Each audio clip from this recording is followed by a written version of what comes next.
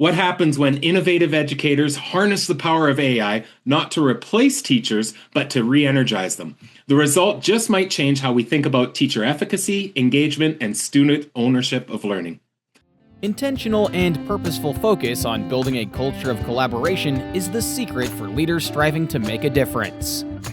In building a culture of collaboration, Kurtis and Lorna Hewson will share simple tips, ideas, and strategies to take your organization's collaborative efforts to the next level. Welcome to another episode of Building a Culture of Collaboration. I'm Kurtis Hewson, lead learner and co-founder of Jigsaw Learning. And I'm Lorna Hewson. Today, we're excited to welcome two incredible educators who are leading the charge in reimagining how we support teachers and students. So first off, we have Sharon Scredding joining us, bringing over 32 years of educational experience as a classroom teacher, instructional and assessment coach, and school principal. After retiring from school leadership, she co-founded Teacher Time Machine, a platform that helps teachers harness the power of AI tools to build efficacy, spark student ownership, and deepen engagement. And joining Sharon is Dr. Richelle Marianowski, a professor in the Faculty of Education at the University of Lethbridge. With 30 years of experience spanning K-12 classrooms and post-secondary teacher education, Richelle's research focuses on mathematics education, classroom assessment, and teacher professional learning. She brings a powerful lens for understanding how evidence-based practices and collaborative leadership can elevate teaching and learning. The third member of Teacher Time Machine is Dan Vandendungen, who is unable to join us today for the conversation. So together, Richelle, Sharon, and Dan with Teacher Time Machine are helping to reshape how educators collaborate, innovate, and lead, both inside and outside the classroom. So let's dive into this conversation. Sharon, Richelle, so great to be able to connect with you again today. Thank you so much for having us. Yeah, and you'll have to let Dan... Very thrilled to be here. Awesome. You have to let Dan know I probably butchered his name in reading it off the script, so apologies, Dan. Not bad. Yeah. Well, we're thrilled to have you both join us today. And for anyone that's listening or viewing, you have no idea that this is our second time through this conversation, as the tech did not... work really well in the first was it attempt. The cat? No, it was the recorder. I'll own it. Yeah, it's me. So when we read that first introduction, it's a little bit enlightening to realize we've got over a century of teaching experience on the screen altogether. Yeah, that's scary. No, I don't like that at all. No, I know. All right. So, as we are all seasoned educators, let's put it that way, tell us a little bit more about your journey. Give us a little further background. Sharon, do you want to start, and then we'll move to Richelle?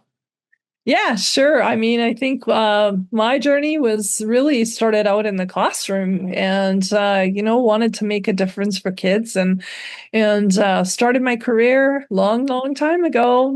Now that you brought that up, Kurtis, thanks for that. Yeah. And I was in the classroom probably 25 years, and then I just, my kids had grown, and I kind of decided, maybe I need to stretch my boundaries a little, maybe it's too much of in my comfort. I was in my comfort zone, right? Mm-hmm. Sometimes I need to grow and stretch. So I then decided to apply to be the literacy coach. No, not the literacy coach. Sorry, the instructional coach for Horizon School Division. And they were implementing a brand new assessment kind of system and the tech there and all that. So I got that and got to implement that all, and it was a lot of fun, and it was an interesting journey, and it was wonderful to be able to help teachers to improve their instruction in the classroom and to just support them in the work that they do. So it was a really I loved that journey. I just loved that journey. And then a few years later, I decided to go once again. There was an opening back at my original school. And so I became the principal there. And I loved that too. Just leading your own team. It's like your family. And it was nice to come bring it back home. So awesome. How about for you, Richelle? My teaching journey started in a small rural school in the middle of rural Alberta between Brooks and Hannah, the tiniest little community. And I learned very much about the importance of collaboration at that time. There, we were mostly under the age of 25 when I started there, and we all knew nothing. And so we had to learn together, and from a really great leadership team at the school. And from there, I went to Edmonton and taught at, I believe, 6 different schools in Edmonton, various roles from department head, shared a department head of a junior high and high school, then a high school, moved on to Alberta Education in diploma exam design and development for 2 years, finished my PhD, or was working on my PhD when I moved to the University of Lethbridge. And so through each of those experiences, my sense of what a collaborative culture could be and how it lifts up the people in the community really, really helps all of the members of the community, the teaching staff, the support staff, the students, everybody. And I think that's really worthwhile in achieving in a school culture. Awesome. Okay, I have to take a stab in the dark because I'm from somewhat of the Hannah area. Between Brooks and Hannah, was it Cessford? Yes, it was. Hey! I promise I didn't know that ahead of time. I just know there's not much between Hannah and Brooks. So when I started there, it was Berry Creek Community School. Yeah. We were in Berry Creek School Division number 1. And we had 2 schools in the school division, a K-12 school and a K-9 school. So I was the only high school math teacher in the school division. That was not a collaborative culture. I argued with myself all the time. Awesome. Oh, that's so funny. Yeah, it's so interesting, our journeys that we go through to get to where we are. And I think even your next journey now is really into the teacher time machine. And we would love to know a little bit about how you got to this space and what are the origins of the teacher time machine. And what is it? Yeah, that would be helpful. You don't go into a police box, I can tell you that. Yeah. Yeah. So, I think for me, teacher time machine started I had spent many years teaching with Dan Vandendungen, who's our third partner, and he and I were colleagues, and we had always had a really collaborative staff at our school at Foxwell Elementary. And, we spent so many hours in conversations about, well, how could we support teachers and how could we were always just doing that. Like it was just always well, what do they need next? And it's, through the years, we talked about many ways that technology could help as it was coming on, and we would just always envision, could we make these tools? Well, when ChatGPT came out, my son brought it to my attention first. And I was like, what? Are you kidding me that this can do this? So I started playing with it on terms of the education front. And I went, oh, okay, this is going to be a game changer. So right away, I went to Dan and said, hey, all the ways that we've wanted to support teachers all our lives, it's here. This is it. I'm sure this is going to be like the technology. We should build something, that kind of puts in all of the things that we've wanted, the ways we've wanted to help teachers. And when I was an instructional coach, it was the same thing. I just wanted to help teachers, serve teachers. And I would always recognize that, from a district perspective, we always want to build efficacy in teachers. Yeah. But also I knew as a teacher myself for those many years, that perspective, I was like, yeah, but there just isn't time. Like there just isn't time to do all the things you're asking me to do. Mm-hmm. And, so even as I was an instructional coach for assessment and saying, okay, I want you to map all these things and I want you to do, map your questions and make sure you know your curriculum really well and make sure you've got your depth of knowledge and all of those questions and all these, I knew that it was just really, really difficult. So I started out that journey with Dan, and also we had a family member, my husband's cousin was a senior Microsoft developer, so that didn't hurt. Yes. So over Christmas dinner, I kind of roped him into it. I said, I have some ideas. And he says, what are they? And he's like, those are great ideas. So I'll help you. So that's kind of got us started in the journey. And later on, I went to Richelle because I wanted to be sure that the quality of what we were doing was top notch. And so I brought it to her, showed her, and Richelle, you can take it from there. I had no idea that AI could do this work and be so, just energizing, really. And what Sharon showed me, the first time I saw one of the deep questions that it generated to ask your students about, consolidating their learning, I was like, I'm in. I have such a hard time trying to design these rich, thoughtful questions that help students make connections. I'm always teaching my pre-service teachers, you create these key questions, ask students those questions so that that you can hear from them how they're learning. And the students are always struggling with, well, what do I say? What kind of questions do I write? That just even that one tiny component of a lesson plan can just strengthen student learning so deeply. And so once she showed me that, I was like, I'm in. Well, how do I get involved? What do I do? She had no idea. She's like, I don't know. Let's figure this out together. And here we are, 18 months later or 19 months later, and we've got so many ideas and so many strengths within our team that differ from each other. And I think that's our collaboration, our collaborative community building in Teacher Time Machine. Yeah, it's amazing to me. And I, in my career, I spent quite a bit of time in the curriculum development side and supporting teachers around curriculum and implementation. And then the assessment side of that as well, and spent significant time really thinking about outcomes-based planning and assessment and how intensive that is, the work around that.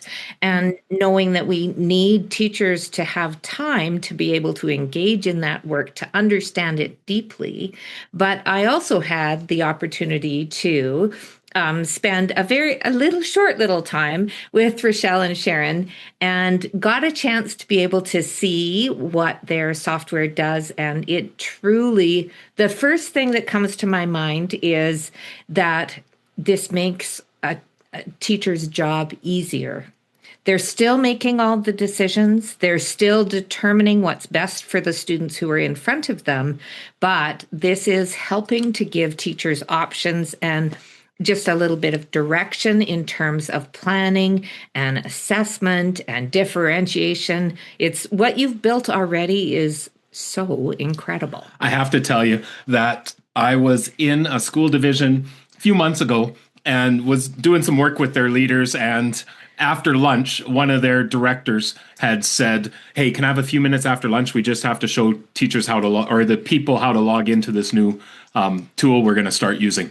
I said, oh, yeah, sure. So I'm kind of sitting off by the side, and she pulls up Teacher Time Machine and starts going through and seeing, okay, here's how you start connecting your curriculum, the question, the prompts that started to come up that she was showing in it. I'm like, okay, well, this is kind of cool, a little bit different than just me throwing, design me a lesson, please, for grade 7 students into ChatGPT. And so I went on website and then scrolled down and went, okay, this makes total sense as I see Sharon, Richelle, and Dan on it.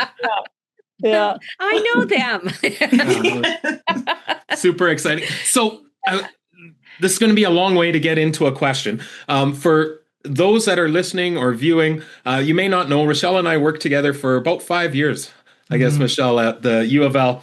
I was seconded in to work, and a lot of the work was around assessment, which Richelle was the absolute master of that. So we designed and worked on a lot of things together with students. And I can always remember, Richelle, us trying to really reinforce the importance of things like blueprinting of assessments and making clear alignment between outcomes and the types of questions. And we'd spend time showing kids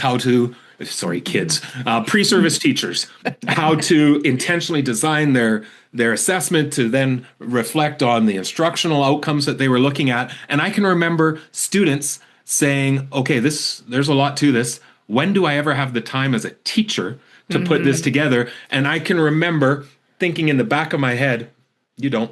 You need to understand the connections to it. And we hope people are doing all of that work, but we know how busy it can be. So can you just, before we jump into the collaboration side of this, kind of share what brings back that time for teachers, but still with a huge emphasis on the connections, and as you mentioned, the thinking process that still has to happen from a teacher perspective. Well, and the fidelity in behind the planet. Yeah. We'll be right back to continue this episode. Struggling to set meaningful goals that drive team success? Goal setting shouldn't feel like a checkbox exercise. It should fuel progress. The Crafting Effective Team Goals workshop guide helps teams create clear, focused, and actionable goals that build momentum and boost collective efficacy.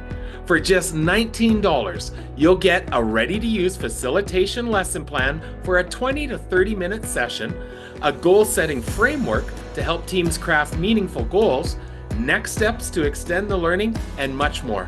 Your team will identify the traits of effective goals, craft actionable goals aligned with team priorities, and build a shared understanding of progress and accountability.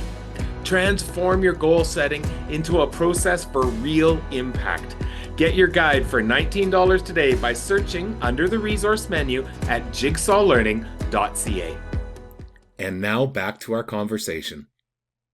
Yeah, and the assessment was really big for me. And as Sharon knows, we've worked together on assessment projects in the past, and keeping the curriculum in the forefront. And we always start with the curriculum, and that is really, even as we're designing new elements for the platform or talking to anybody, that's where we start. It starts with the curriculum and the intent of the curriculum.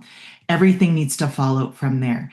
And so being able to blueprint, or being able to say, this is the depth with which the students need to understand this concept, this concept, then designing instructional strategies around that depth. People don't always have the breadth of instructional strategies to know how to do that. And we've put that right into the platform. As under Sharon's lead, we've made sure that the questions that we think about through an understanding by design framework, assessment, or thinking about the outcomes, what do you want students to know and be able to do? How are you going to know what they've done and can do? The words are weird. And then how do you get them there? So that thinking is laid right out in the planning process, and really in all of the features of Teacher Time Machine. And what we've tried to do is take some of those tasks that do take a lot of time but are so key, like blueprinting and like test development, and set up a structure so that you can upload a document or upload a test, and it blueprints and aligns it to the curriculum for you. So even as curriculum changes in Alberta, I don't have to redesign everything from new. I can take what I've done and I can then adjust as needed and not redo everything, which is going to save hundreds of hours of time. And it has already for teachers dealing with curriculum change. There's also the concept of two things there, I think, that I'd like to highlight is that so important in all of our conversations with Richelle and Dan, and was that idea of keeping the teacher in the loop, that the teacher is the professional, the teacher is the one who knows their students. AI does not know your students. Right. AI has never been in a classroom, and AI cannot do that. But AI is not,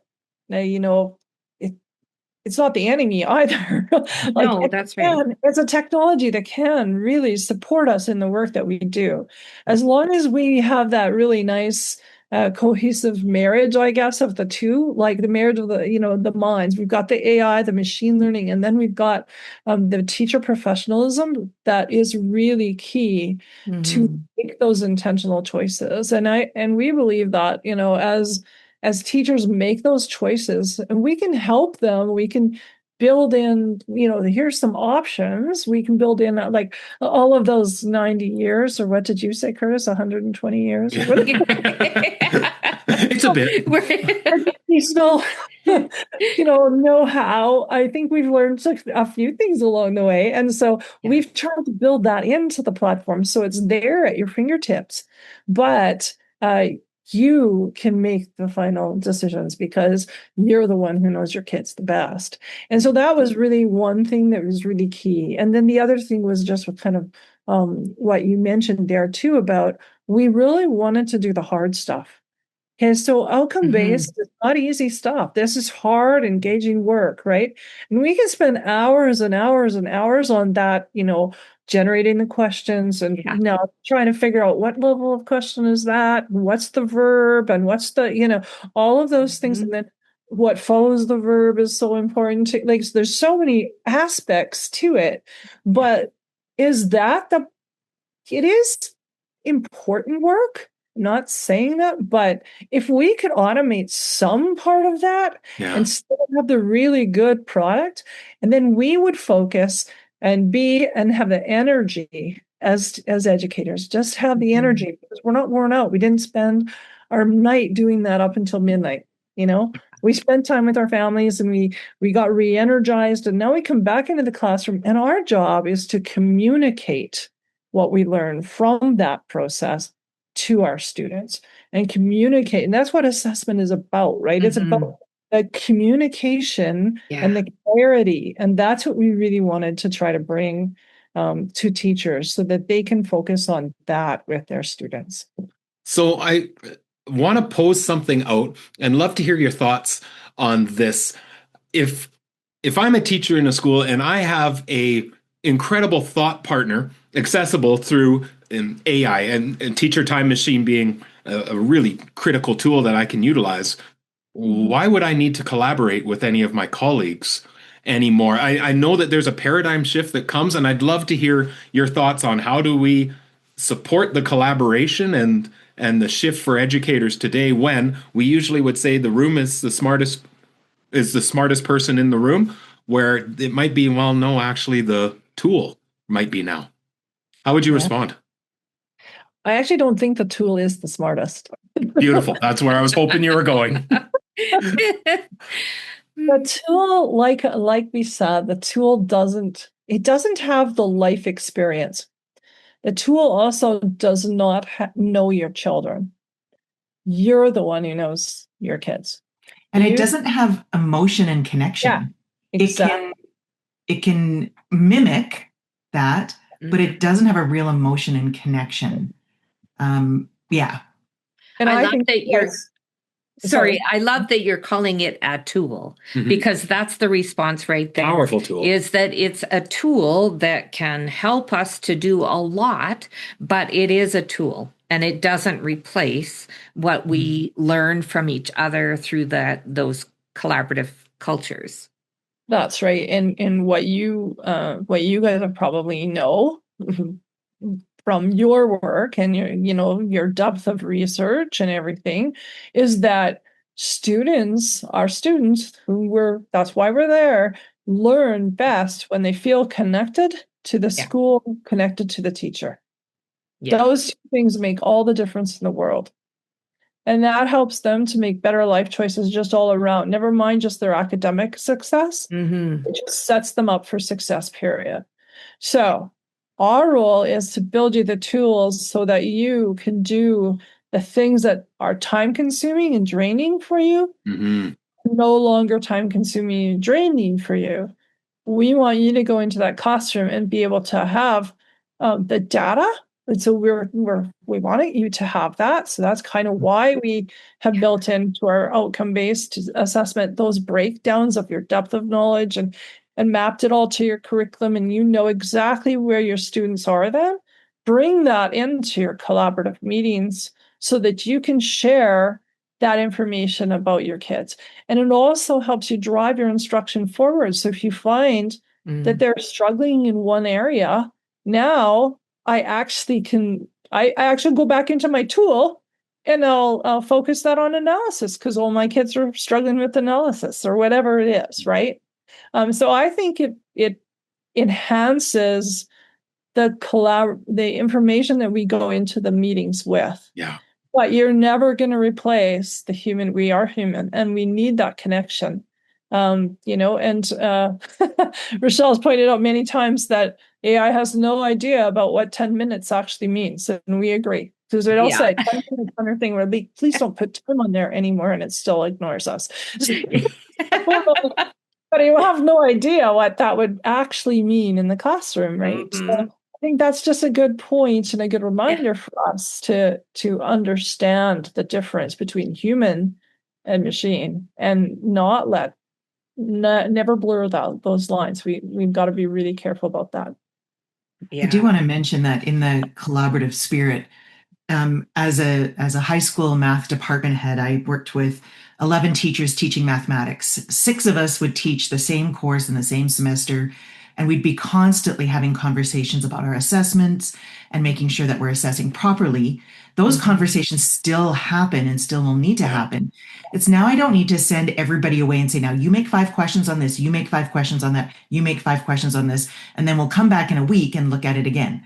I can ask a tool to generate those questions for me, and we can have a conversation now around those questions also in that moment. So it's just shifting perhaps the speed to which we're still having those conversations, but we still have to have those conversations and work together to understand what the AI is generating and what we need to see from our students to show understanding of the curriculum. Yeah, absolutely. think there's great potential there for I just was talking to a district yesterday actually about the work they're doing in terms of they're going to use Teacher Time Machine to bring teams of people together, and they're generating resources for the new curriculum and making sure everything's curricular aligned and everything. And so again, like Richelle said, there's the speed, and then they're gonna add those into their Google Drive or whatever, and then they have a bank of things that they can use and share and collaborate with. And so, as you see the needs of your students, Kurtis and Lorna, this is the work you would do, right? Every child deserves a team.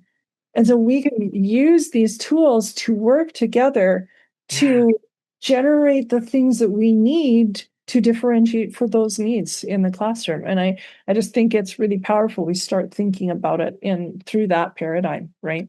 Well, the interesting thing about that is I'm reflecting back, and I mean, you remember the days when we'd bring teachers together and in a day, we'd build a performance task. And I'm intentionally saying singular, performance task that's robust, that's connected, that has project-based learning connected to it. Yeah. But we'd walk away with that one task that we could use. And then, next time we get together 6 months from now, if we could make another one, that'd be great. But you're essentially saying, what if we could walk away from that same day with multiple performance tasks, units, assessments, rubrics to go with those performance tasks.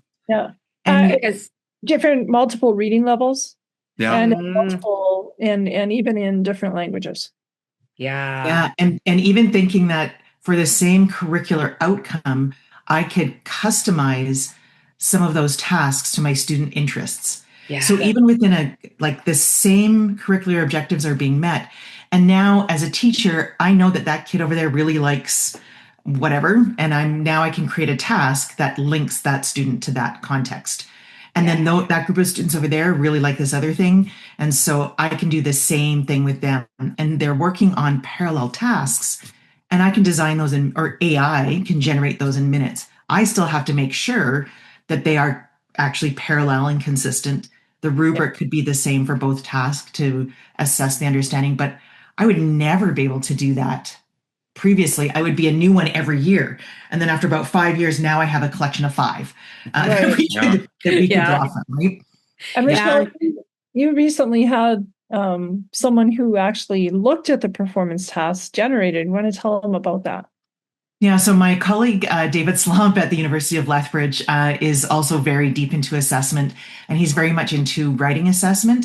And so what he did is we're teaching a course this upcoming year on I think what we taught previously, Kurtis, for professional semester 2 students, and they designed a performance task. So what he developed is an AI protocol to assess the performance task.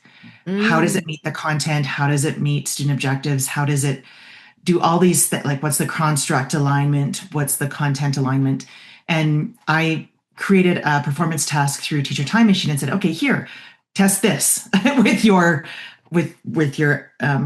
analysis. And like when I read the analysis, it was brilliant. It's like the constructive things that it said that we needed to change, maybe provide students with enough outdoor time so that they could do this outdoor project. And we're like, yes, we will do that. So it was, I would say, between 90 and 95% aligned to what his expectations were for a well-written performance task. So I had no idea. I just like, here, try this, because I want to know. And I was really impressed with the results. So that's kind of cool. Yeah, that's very cool. And when I think about that, though, I think there are definitely some shifts in thinking that need to take place in order for this to really work well. And I think even for yourself, how do you see your own paradigms or your mindsets, both as educators and innovators, which you are, shaping the collaborative work you're doing now to reimagine teacher support and student learning? We'll be right back to continue this episode. Do the people in your organization function as a group or a team? We used to use these words interchangeably, but discovered there's a significant difference when we operate as a group versus when we operate as a team. So, what's the difference? Access the Are We a Group or a Team activity to engage your staff in understanding if they are functioning as a group or team, part of our Collaborative Leaders Toolkit series. In this workshop guide, you'll clearly define the impact of working as a team and the conditions necessary to establish those effective teams. This workshop guide is yours for only $9, and you'll receive everything you need to lead your staff, including workshop slides, participant handout, step-by-step instructions for leading this activity, as well as suggestions for next steps and possible extension suggestions. Go to bit.ly/J group team to access, or search for it under the resources tab on jigsawlearning.ca to learn more about this valuable resource to reinforce why we need to be working in teams to ensure success for each and every learner. And now back to our conversation. Oh, wow. That's a loaded question. Yeah. But what is... we'd like to admit that we used AI to help us generate that question. As long as you footnote it, as long as you cite it, you're fine. But I think I'm old enough to have gone through, we all have home computers. Now we all have graphing calculators. Now we all have access to internet. We can Yahoo something, we can Bing something, we can Google something. Now we have AI. So it's another evolution of access to information. Yeah. And as long as we are critical consumers of the information and partner check, right? As Sharon has said before, AI has never been in a classroom. So it doesn't know how to engage students or what kind of response students are going to have to that necessarily. And I know my students well, so I could say, you know what, I know this might not work with my kids, so let me try something else. But instead of it taking hours to try and create something else, it takes minutes. And so that's a really powerful way. And even thinking about the professional development that I'm doing right now with teachers, or across the province, or have been for the last few years in assessment, they want to have multiple parallel exams, and they want to have things that, they want to be able to give their exams back to students so that they can have a conversation about them, but they know how difficult it is to create really good questions. Mm-hmm. So if we could take away that barrier and some of that access, now a different kind of learning conversation, a different kind of collaboration happens in the classroom. Yeah. And the ability to generate again and again and again and again gives them the practice that they need to. I mean, it's just like, oh, they're struggling in this area. Well, now it's I can provide them with unlimited resources to practice those skills. Mm-hmm. And now that it's been identified, then we can hone in on that.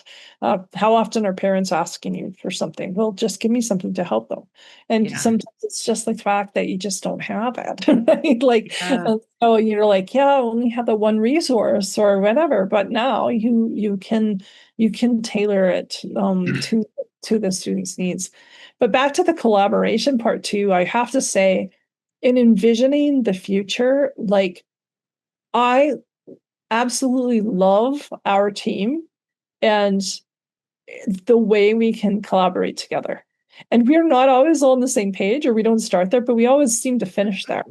Like, it's interesting. And so I love the whole process of just fleshing it out, well, what would be best, and how we always have in the forefront, well, what's best for teachers and what's best for students. Yeah. And that will guide our decisions along the way, right? And so we have big imaginations, and so we're always wanting to like push that envelope and create, well, what will they need next, and how can we make what we're doing better, and is it best practice, and all of those things. And I think that's all a part of that collaborative conversation. And I think it's a part of the same conversation when you're a team trying to help a child, right? It's like, okay, what's the best for them?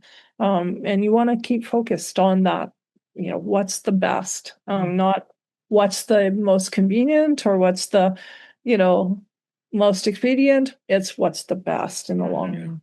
Well, and understanding that we keep teachers as professionals at the center of all of it, and their mind on students as well. And if that stays or remains the core, then the tool will help them to do their job more efficiently. Exactly. Well, and I think it always comes back for me now, thinking about the idea that if we come to collaborate to answer a question that one of us already knows the answer, we don't need to collaborate. Just have that person tell us what to do. Rather, we want to come with questions we don't know how to respond. And again, having that thought partner that can allow, what I see is it allows us the time to have more of the what if conversations. Yes, exactly. Yeah, and the more focused and detailed conversations. Yeah. Then you can see a way to support students or support your staff or to support your team. It's not immediately, oh no, that's going to take too much time or that's going to be too hard or whatever. It takes away some of the barriers for doing depth collaboration. Yeah. Well, and we hear this all the time. We get to talk to lots of leaders on this podcast, and they constantly talk about one of my roles as a leader is to reduce the barriers, to help mitigate the challenges that are coming, not to solve the problems, but to help remove some of the obstacles, which is really what you're doing with the Teacher Time Machine platform. Yeah, that's what we're trying to do. That's for sure. Yep. All right. So for anyone who is listening or viewing, what's the best way to be able to contact you to learn more about Teacher Time Machine? Oh, well, I mean, I guess just reach out. I'm always available by email. That's, it's really original. Sharon.Skretting@teachertimemachine.com. Awesome. We'll put that in the show notes. Easy to remember. And teachertimemachine.com is the platform and where you can find it. And, set up a free account, log in, check out some of the things that you can do in there, and give us suggestions. We think we have a sense of what would be helpful. But if there's a suggestion, you're like, oh, if we'd really like to do this would be a really cool option. I'm like, and we even built a button for that. So up left-hand corner, there's a button, question or suggestion. Just click it and fire away at us.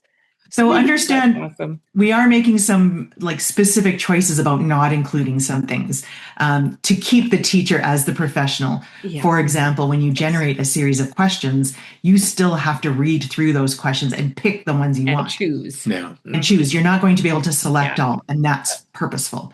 Yeah. Right. So we don't want you to also abdicate your professional knowledge to somebody else, because that's. We need to retain that and keep growing that. So, yeah. We also want, going back to the collaboration idea too. I mean, it's very important to us. And at at the beginning, we also really want to develop a sense of community around this project. So we want teachers to be a part of it. That's why we put the button, and things like that. And we're hoping they'll reach out to us. We're not, don't bother us. We want you to, because we think that, again, the more brains, the better decisions. And we want to build something amazing for teachers. And so this is a collaborative process. And we feel like, let's involve all the teachers in Alberta. And then we'll involve other teachers too. And, let's build something amazing for them and help them to do best practice in ways that they can still not sacrifice their professionalism. That's built in, that's baked into the whole thing, so that you can trust that. You can know, I'm going in, and I mean, ultimately, we're hoping it makes you be the teacher, it helps you to be the teacher you want to be. Yeah. Everybody is in this for the same reason. We love kids and we want to help support their learning. So let's work together on that. Yeah. Awesome. Well, it has been such a pleasure visiting with both of you. And I know from my little snippet of time looking at the Teacher Time Machine, it truly is an incredible tool. And we always have teachers saying, we'll ask, what's the barrier? And the barrier is always time. And if we can use a tool that is going to help us with managing our time, then how beautiful is that? So thank you so much for sharing your thoughts and ideas and your experiences. And it's just been great to see you both again. Yeah, you both as well. Yeah, thank you so much. Thank you. Wishing you all the best. Thank you so much. We appreciate you having us on today. Thanks. So I've been looking forward to this conversation again. The first time we had it, that was a solo episode I was doing. Yeah, you were able to join this so time. I'm glad this happened. Yeah, absolutely. But in both conversations, it really struck me the idea that when we're utilizing some of the tools, the AI tools, and specifically Teacher Time Machine, which is genius how they've set that up.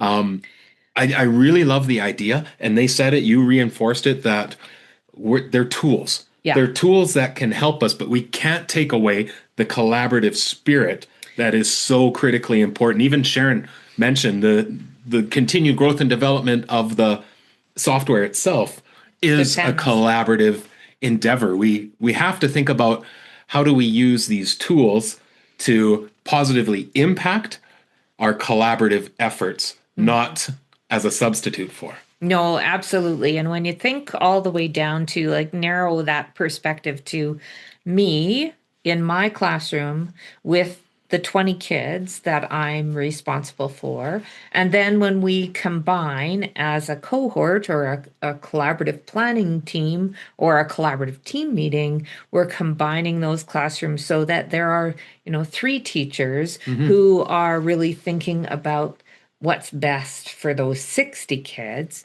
But what we know is that we need to have those relationships. We need to have the understanding in the moment about each one of those kids in order to make the best decisions for them. And I think that this rings true for the Teacher Time Machine, that it provides that overarching scope of possibilities and that teachers are making decisions based on their professional understanding of both their role as a teacher and of their classroom in terms of using that tool. And I think that's critically important to remember, that this is a fantastic tool. I was so excited when I saw it, because honestly, thinking about how much time is saved by being able to do that planning through that tool, but remembering that it is all about the personal relationships that we have, the understanding of every student, and every student being a unique individual. And we need to make those decisions based on what we know. Yeah. And so I keep coming back to, our building a culture of collaboration. We really focus in on how do we help support leaders in creating highly robust cultures of collaboration.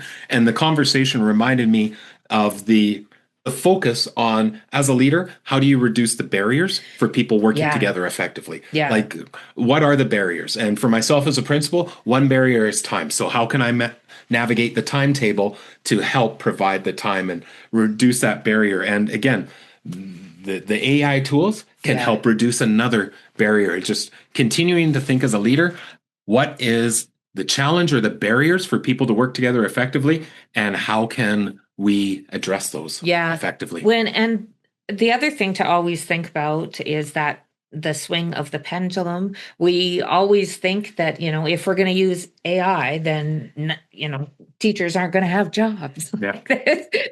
The scary swing, right? But what we really want to always focus on is the balance of in between. So, we know that this tool is going to help us. We know AI is helping all over the place now, and it's changing how we do the work that we do. But how do we also maintain the integrity of our jobs and of our support systems that we create in schools? So it is about finding that balance of, how do we create the opportunities for collaboration, but with using the tool. Yeah. And I think one of Not the an either exciting or. I think one of the exciting things would be having a group of teachers coming together in their collaborative planning and opening up that tool and then talking about, what does our data tell us about an area of growth we have? Okay, let's look and see what are some of the lesson planning ideas that we could grab onto that will help us in that area that our data is telling us we need to work on. Absolutely. So thank you again, as always, for those that are tuning in, joining us on this podcast. We love the opportunity to be able to engage with so many amazing leaders, educators, innovators, human beings. So definitely check out teachertimemachine.com and reach out if there's questions that you have, comments. As always, like, share, and subscribe. And we look forward to engaging in a future episode of Building a Culture of Collaboration. Take care. See you soon.